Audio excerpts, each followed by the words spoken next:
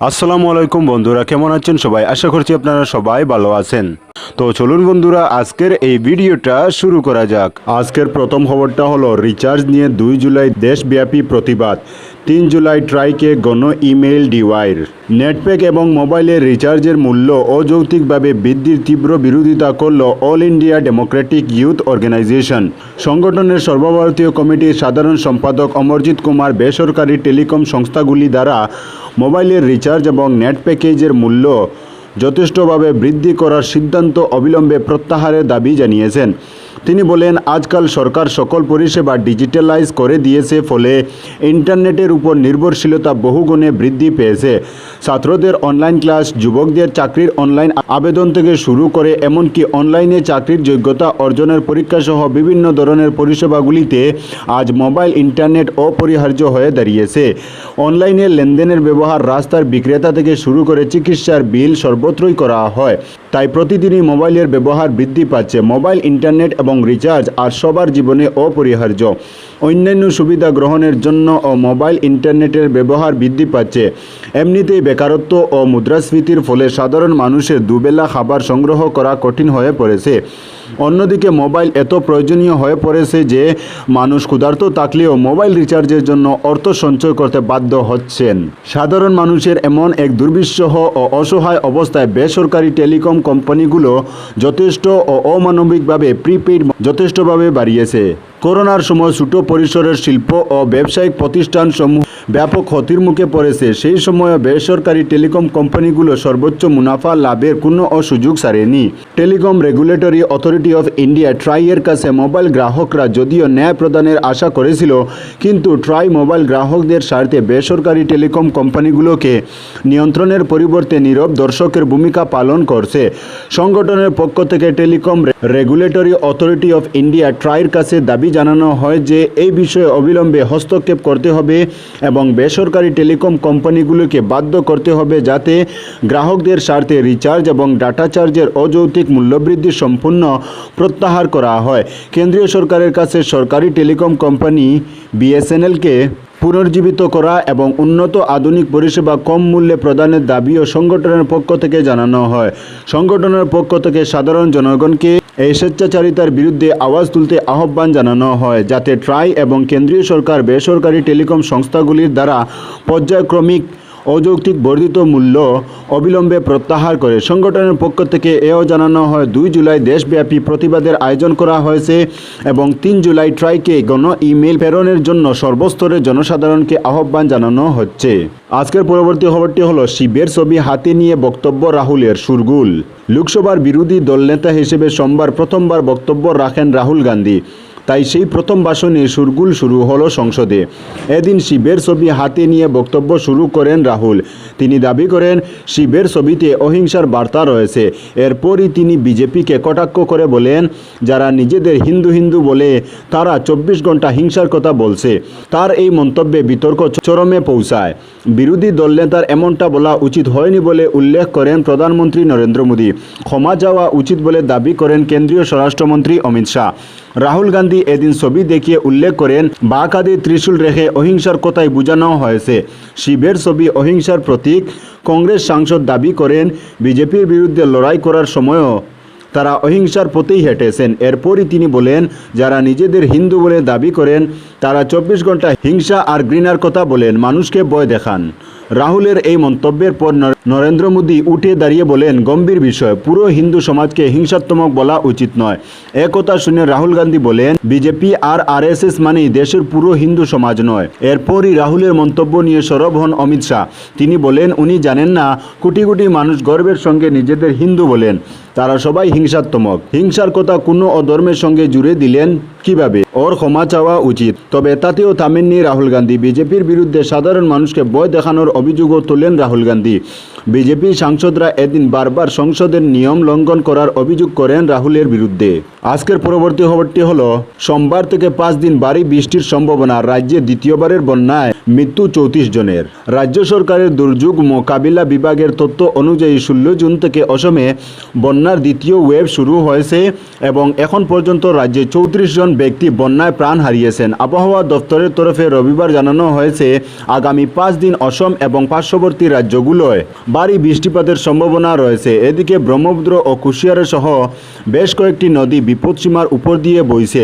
অতিরিক্ত বৃষ্টিপাতের ফলে বন্যা পরিস্থিতি আরও কঠিন রূপ ধারণ করতে পারে।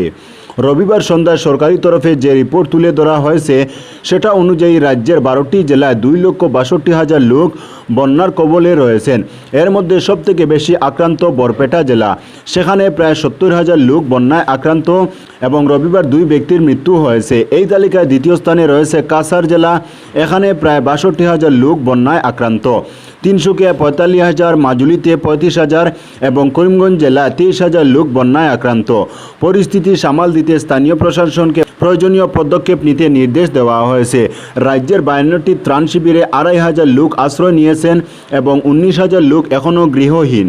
আবহাওয়া দপ্তরের তরফে জানানো হয়েছে বঙ্গোপসাগর থেকে উঠা একটি নিম্নচাপ উত্তর পূর্ব ভারতের দিকে এগিয়ে আসছে। এর প্রভাবে অসম, অরুণাচল প্রদেশ, মেঘালয়, নাগাল্যান্ড, মিজোরাম এবং ত্রিপুরায় আগামী 5 দিন ভারী বৃষ্টিপাতের সম্ভাবনা রয়েছে। বিভাগের তথ্য অনুযায়ী জুন মাসের 1 তারিখ থেকে অসমে 465.6 mm বৃষ্টিপাত হয়েছে, যা সাধারণ বৃষ্টিপাত থেকে 12% বেশি। শনিবার রাত থেকে রবিবার সন্ধ্যে পর্যন্ত রাজ্যে সাধারণ থেকে 74% বেশি বৃষ্টি হয়েছে। আজকের পরবর্তী খবরটি হলো জাটিঙ্গা ও হারাং নদীর জলে ডুবছে কাটিগড়া ও বরখলার বহু অঞ্চল। ফের ডুবল কাছাড়ের কাটিগড়া ও বরখলার বহু অঞ্চল। জাটিঙ্গা ও হারাং নদীর বন্যার জলে ইতিমধ্যে বেশ কয়েকটি গ্রাম প্লাবিত হয়। বরখলায় হু হু করে বাড়ছে জল। এসব অঞ্চলের মানুষ তৃতীয়বারের মতো বন্যায় ভাসলেন। পরিস্থিতি জটিল রূপ নিচ্ছে। বরখলার বিভিন্ন এলাকার মানুষ নিজেদের সায় সম্পত্তি, গবাদি পশু নিয়ে শরণার্থী শিবিরে আশ্রিত হয়েছেন। অবিরাম বৃষ্টিপাতের ফলে জাটিঙ্গা ও হারাং নদীর অগ্রাসী বন্যার জল শিলচর জয়ন্তীয়া সড়ক টপকে যাচ্ছে হিলারার সড়কেও। সোমবার বিকেল নাগাদ বরখলা বাজার সংলগ্ন এলাকা ছাড়াও নারায়ণসরা, আরিকল, গুড়ামারা, হরিণসরা সহ বহু এলাকা প্লাবিত হয়েছে। এসব এলাকার মানুষ আশ্রয় নিয়েছেন বরখলা রাজা জিসি স্কুলের শরণার্থী শিবিরে। এদিকে হারাং নদীর অগ্রাসী বন্যায় পশ্চিম বরখলার বিভিন্ন এলাকা নতুন করে প্লাবিত হতে শুরু করেছে। আজকের পরবর্তী খবরটি হলো পরকীয়া পরপুরুষের সঙ্গে পালালেন 3 সন্তানের জননী। পরকীয়া পরপুরুষের সঙ্গে পালালেন 3 সন্তানের জননী। ঘটনাটি ঘটেছে বেরেঙ্গা বাগাডহর এলাকায়। 17 বছর ধরে আমির উদ্দিন লস্করের সঙ্গে সংসার সেরে একই গ্রামের বিবাহিত পুরুষের হাত ধরে পালালেন গৃহবধূ। গৃহবধূর ঘরে 3টি সন্তানের মধ্যে বড়জনের বয়স 15 বছর। ওই ব্যক্তিরও 3 সন্তান রয়েছেন। আমির উদ্দিন জানান, মাস কয়েক আগে ঘরে কাজ করাতে মিস্ত্রি ডেকেছিলেন। মিস্ত্রির সঙ্গে একই এলাকার বাসিন্দা সঞ্জু আহমেদ মজুমদার নামে এক ব্যক্তি বাড়িতে আসেন। এরপর সঞ্জুর সঙ্গে তার স্ত্রী অবৈধ প্রেমের সম্পর্ক গড়ে উঠে। সঞ্জু পেশায় একজন ই-রিক্সা চালক। তিনি বিষয়টি টের পেয়ে কয়েকবার বাধা প্রদান করলে হুমকি দমকি দেন স্ত্রী। নিরুপায় হয়ে স্ত্রীর বাবার বাড়িতে এ বিষয়ে অবগত করালে কোনো লাভ হয়নি। গত 19 জুন ঘর থেকে পালিয়ে যায় তার স্ত্রী। এরপর অনেক খোঁজাখুঁজি করে কোনো সন্ধান মেলেনি। যাওয়ার সময় নগদ 2 লক্ষ টাকা এবং সোনার অলংকার নিয়ে যায়। শেষে জানতে পান ওই এলাকার সঞ্জু মজুমদারের সঙ্গে পালিয়ে যান। অবশেষে থানায় একটা মামলা দায়ের করেন আমির উদ্দিন লস্কর। সোমবার সাংবাদিক ডেকে পুরো ঘটনা তুলে ধরেন। আজকের পরবর্তী খবরটি হলো বাগানের টিলাবাবুর ন্যাক্কারজনক কাণ্ড। পা দিয়ে মারিয়ে ছাগল হত্যা। ন্যাক্কারজনক কাণ্ড বললেই কম হবে। একটি ছাগলছানাকে নৃশংসভাবে হত্যা করলেন বাগানের এক টিলাবাবু। সামাজিক মাধ্যমে ভাইরাল হয়ে পড়েছে। মামলার পরিপ্রেক্ষিতে সোমবার পুলিশ টিলাবাবুকে গ্রেফতার করেছে। জঘন্য ঘটনাটি সংঘটিত হয় কাটিগড়া বিধানসভা কেন্দ্রের অন্তর্গত হিলারা বাগানে।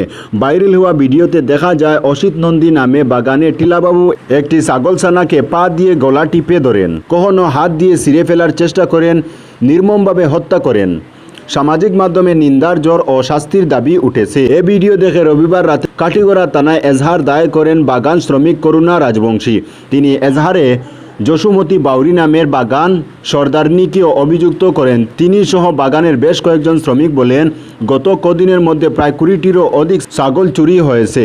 এ নিয়ে আতঙ্ক সৃষ্টি হয় বাগান এলাকায়। কিন্তু রবিবার সকালে একটি ছাগল মেরে ফেলার ভিডিও তাদের হাতে আসায় তারা চিনতে পারেন চুরিকাণ্ডের মূলে তাদেরই বাগানের টিলাবাবু ও বাগান সর্দারনি। নির্মমভাবে ছাগলটি হত্যা করা দেখে থানায় মামলা দায়ের করেন তারা। আজকের পরবর্তী খবরটি হলো জিপি সচিবকে গুলি করে হত্যাকাণ্ডে গ্রেফতার স্ত্রী সহ 5 জন। জিপি সচিবকে গুলি করে হত্যাকাণ্ডের নয়া মোড়।